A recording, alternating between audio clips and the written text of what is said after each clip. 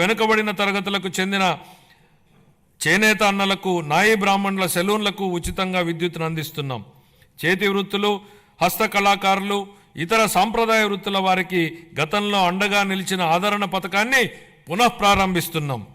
ఈ పథకం అందించే పనిముట్లు మరియు ఉపకరణాల వినియోగంతో ఉత్పాదకత పెరిగి స్థిరమైన ఆదాయం పొందడానికి దోహదపడుతుంది.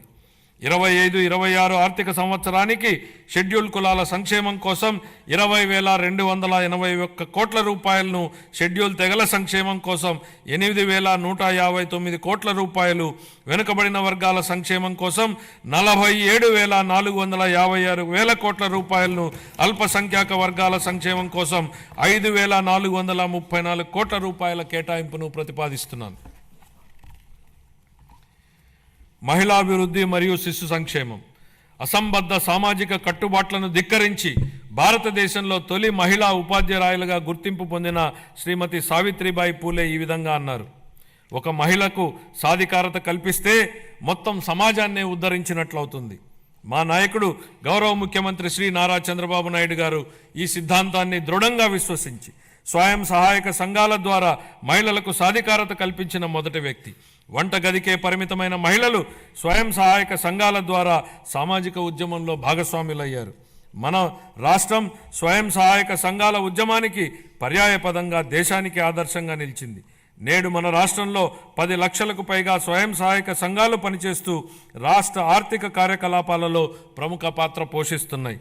స్వయం సహాయక సంఘాల ద్వారా సాధించిన ఈ సాధికారత ఎంతగా ఉందంటే రాష్ట్ర సంక్షేమ విధానాలను మరియు రాజకీయాలను ప్రభావితం చేసే శక్తిగా డ్వాక్రా వ్యవస్థ రూపొందింది.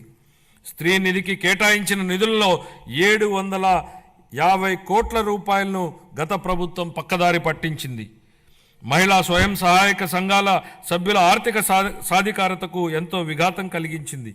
మహిళల ఆర్థిక అభ్యున్నతిలో స్వయం సహాయక సంఘాల కీలక పాత్ర పోషించేలా మా ప్రభుత్వం దిద్దుబాటు చర్యలు చేపడుతోంది. సమగ్ర శిశు అభివృద్ధి పథకం, మిషన్ శక్తి వంటి పథకాల ద్వారా మహిళలు, పిల్లలు మరియు కౌమార దశలో ఉన్నవారికి తగిన పోషకాహారం అందించేందుకు మా ప్రభుత్వం అనేక చర్యలు తీసుకుంటోంది. మేనిఫెస్టోలో హామీ మేరకు అంగన్వాడీ కార్యకర్తలకు గ్రాట్యుటీ మంజూరు చేసిన ఘనత మా ప్రభుత్వానిదే. వృద్ధుల సంరక్షణ కోసం కొత్తగా 12 వృద్ధాశ్రమాలు మంజూరు చేయడం జరిగింది. 25-26 ఆర్థిక సంవత్సరానికి గాను మహిళలు, పిల్లలు, దివ్యాంగులు మరియు వృద్ధుల సంక్షేమ శాఖకు 4,332 కోట్ల రూపాయల కేటాయింపును ప్రతిపాదిస్తున్నాను. నైపుణ్యాభివృద్ధి గురించి మన గౌరవనీయ ముఖ్యమంత్రి గారి మాటల్లో, జ్ఞాన ఆధారిత ఆర్థిక వ్యవస్థలో నిరంతరం నైపుణ్యాలను మెరుగుపరుచుకోవడం చాలా కీలకం. కాలానుగుణంగా మారుతున్న పరిశ్రమల యొక్క అవసరాలను తీర్చడానికి నైపుణ్యం కలిగిన మానవ వనరులు చాలా ముఖ్యం. మా ప్రభుత్వం శ్రామిక జనాభా నైపుణ్యాలను అంచనా వేసి అభివృద్ధి చెందుతున్న పరిశ్రమల అవసరాలకు అనుగుణంగా వారిని తయారు చేసే దిశగా నైపుణ్య గణన జరుపుతోంది. స్థానిక పరిశ్రమల డిమాండ్ను తీర్చడానికి నిరుద్యోగ యువతకు మరియు కళాశాల డ్రాపౌట్లకు శిక్షణ ఇచ్చేందుకు 83 పారిశ్రామిక శిక్షణ సంస్థలలో నైపుణ్య కేంద్రాలను ఏర్పాటు చేయడం జరిగింది. ప్రధానమంత్రి జన్ వికాస్ కార్యక్రమం కింద అల్పసంఖ్యాక వర్గాల వారి కోసం ప్రత్యేకంగా 4 కొత్త పారిశ్రామిక శిక్షణ సంస్థలను ఏర్పాటు చేయడానికి ఇప్పటికే ప్రతిపాదనలు చేయడం జరిగింది. 25-26 ఆర్థిక సంవత్సరానికి నైపుణ్యాభివృద్ధి మరియు శిక్షణ శాఖకు 1,228 కోట్ల రూపాయల కేటాయింపును ప్రతిపాదిస్తున్నాను. పాఠశాల విద్య. గత ప్రభుత్వ దుర్మార్గపు పాలన కాలంలో రాష్ట్ర విద్యా వ్యవస్థపై దృష్టి సారించకపోవడం, నిర్లక్ష్యం మరియు తప్పుడు విధానాల వలన మన రాష్ట్రంలోని 2.43 లక్షల మంది విద్యార్థులు బడి మానివేయడంతో వారి భవిష్యత్ ప్రమాదంలోకి నెట్టివేయబడింది. ఇలాంటి పరిస్థితుల్లో విద్యా వ్యవస్థను చక్కదిద్దే అత్యంత కఠినమైన బాధ్యతను మంత్రి నారా లోకేష్ గారు తన భుజస్కంధాల మీద వేసుకున్నారు.